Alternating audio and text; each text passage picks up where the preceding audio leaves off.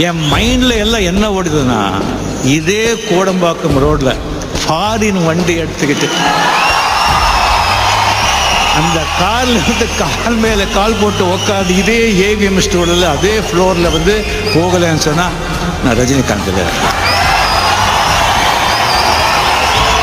கரெக்டாக வந்து 2.5 வருஷத்தில் வந்து ஏவிஎம் செட்டியார்கள் சிறந்த இட்டாலியன் ஃபியட் வண்டி 4.25 லட்சத்துக்கு வாங்கினேன். வெயிட் வாங்கிட்டு புதுப்பேட்டை கார்டன் அங்கே வந்து அங்கே வண்டி நிற்க வைக்கிறதுக்கு இடம் கிடையாது.